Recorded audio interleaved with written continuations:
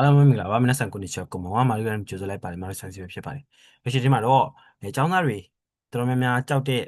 အတွက်ပုတ်စာလေးကိုဒီဗီဒီယိုမှာပြပြတော့ပြမှာဖြစ်ပါတယ်ဆိုတော့စားတော့ကုန်ထုတ်ပေါ့နော်ဒီဆောင်းပွဲမှာအတွက်ပုတ်စာအဖြစ်ပုံမှန်အဖြစ်နှစ်ခုမေးတယ်တစ်ခုကိုဘာလို့ရှိတော့9မှတ်ရလိမ့်မယ်ပေါ့နော်နှစ်ခုဆို10မှတ်ပါဆိုတော့အတွက်ပုတ်စာပြောမယ်ဆိုရင်တော့ကြောက်စရာမလိုဘူးဒါအလကားပေးတဲ့အမှတ်လို့တော့ဘာလို့ရှိပြောလို့ရတယ်ဘာလို့လဲဆိုတော့ဒီလျှို့ဝှက်ချက်လေးဒါတည်ပြီဆိုရင်အတွက်ပုတ်စာကအလကားရတယ်လို့ဘာပဲလို့ပဲပြောရမှာပေါ့နော်ဆိုတော့အတွက်ပုတ်စာမှာပုံမှန်အဖြစ်တော့မနေ့ဆိုင်ဘာလို့ရှိငယ်ငယ်တုန်းကတင်ခဲ့တဲ့ဟာလေးတွေပြန်ပြီးအမှတ်ပြန်ပြီးတော့ဖော်ရမယ်ဆိုရင်ပေးထားချက်နဲ့မေးထားချက်ရှိတယ်ဟုတ်တယ်နော်ကိုကဘာတွေပေးထားပြီးတော့နော်ဘာတွေမေးလဲဆိုတာကိုတေချာလေးနားလည်သဘောပေါက်ရင်အေးစစ်စစ်လေးဖြေလို့ရတယ်ဆိုတော့ပုတ်စာလေးကိုနားလည်ဖို့လိုမယ်ဟုတ်ပြီနော်ပြီးရင်ဘာမေးတာလဲနားလည်ဖို့လိုမယ်โอเคလားပြီးတော့သူတို့ဒီဆောင်းပွဲမှာနော် OTF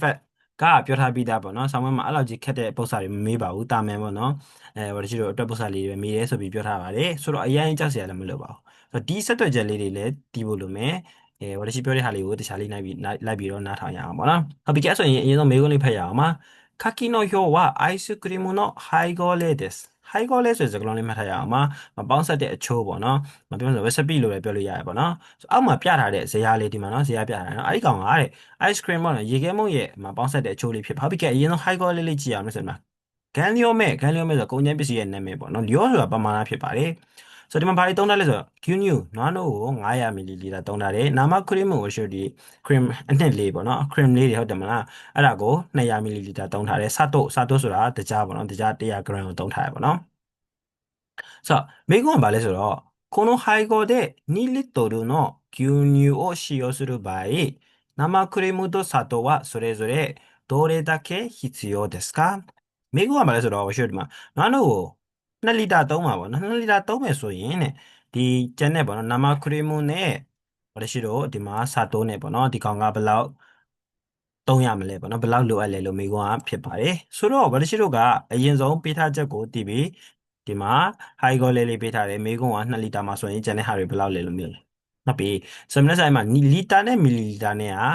နော်သူရဲ့ unit တွေကမတူနေဘူးနော်မတူတဲ့ဘာလို့ရမလဲညှိရမယ်ပေါ့ဟုတ်တယ်မလားဘာလို့ရှိတော့1လီတာမှာဘယ်လောက်ရှိလဲဆိုတော့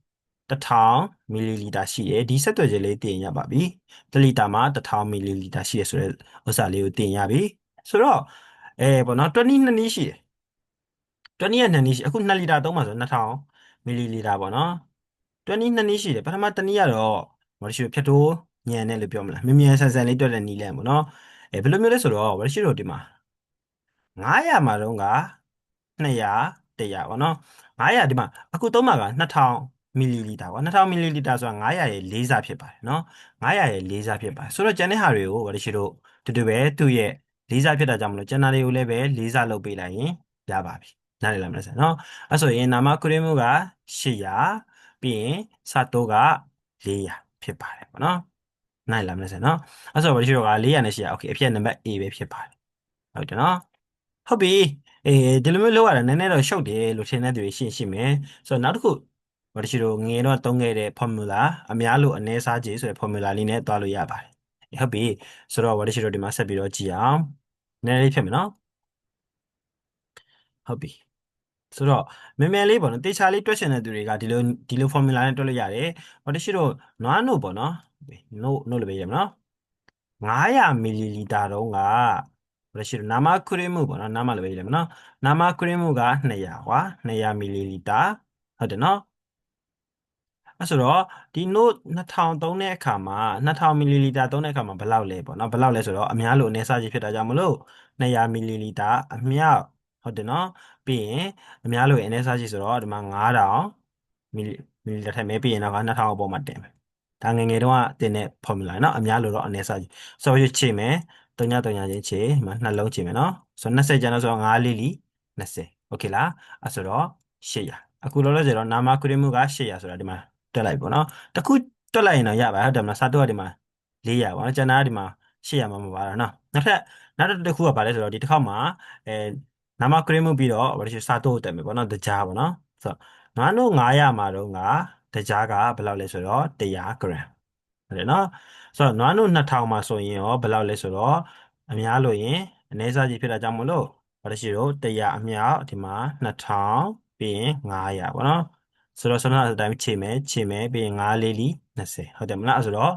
ဒီကောင်က400ဖြစ်ပါတယ်အဲ့လိုမျိုးပေါ့နော်ဘာလို့ရှိတော့ formula လေးနဲ့တေချာတွက်ပြီးဆိုရင်တော့အဖြေကမှန်ဖို့100%တေချာတယ်ဒါပေမဲ့စနဘာလို့ရှိပြောလို့ပဲအစလေးနဲ့ပေါ့နော်ပထမနံပါတ်1နီလန်အစလေးနဲ့တွက်မယ်ဆိုပြီးတော့လုပ်တဲ့သူတွေကလည်းပဲမြန်မြန်ဆန်ဆန်လေးတွက်လို့ရတယ်ဒီကောင်ကတော့တေချာတယ်ကိစ္စမရှိဘူးငါတော့အဲ့လိုကြီးမရှမ်းဘူးပေါ့နော်ကိုကအမှားသိမ့်မလုပ်ဘူးဆိုရင်ဒီလိုနီးလန်းတွေ့ရင်တော့တန်းပြီးတော့ပြီးသွားမှာပေါ့နော်ဟုတ်တယ်မလားโอเคအဲ့ဆိုရင်မနေ့ဆိုလို့ရမယ်အဓိကတော့ချက်လေးကတော့ဗာလဲဆိုတော့1လီတာမှာ1000မီလီလီတာရှိတယ်ဆိုတာကိုသိရင်ရပါပြီเนาะဒါလေးမှတ်မယ်ပြီးရင်ဒီမှာဘာလို့အဲ့လိုလုပ်ရလဲဆိုတော့ဟိုတချို့ unit တွေမတူနေလို့ unit တွေမတူနေလို့တူအောင်ညှိတယ်ဆိုတဲ့သဘောမျိုးပဲဖြစ်ပါတယ်โอเคလားမနေ့ဆိုရမယ်နော်ဟုတ်ပြီနည်းနည်းရှုပ်သွားပြီအေးဆိုရင်တော့မနေ့ဆိုနားလည်မယ်ထင်တယ်တကယ်လို့မှပေါ့နော်မနေ့ဆိုတော့မှာတိတ်ပြီးတော့ပေါ့နော်မဖြေရှင်းနိုင်တဲ့ပုံစံမျိုးတွေရှိတယ်ဆိုရင်ဟိုတရှိကိုမေးလို့ရပါတယ်ဒီဗီဒီယိုရဲ့အောက်မှာပဲဖြစ်ဖြစ်page မှာပဲဖြစ်ဖြစ်လာပြီးတော့မေးလို့ရပါတယ်ဟိုတရှိအားတဲ့အခါမှာဗီဒီယိုလေးလုပ်ပြီးတော့ပြန်ပြီးတော့ရှင်းပြပေးပါမယ်နော်โอเคလားဟုတ်ပြီအဲ့ဆိုရင်တော့နောက်ဗီဒီယိုမှာတွေ့ပါမယ်また次の動画で会いましょうまたね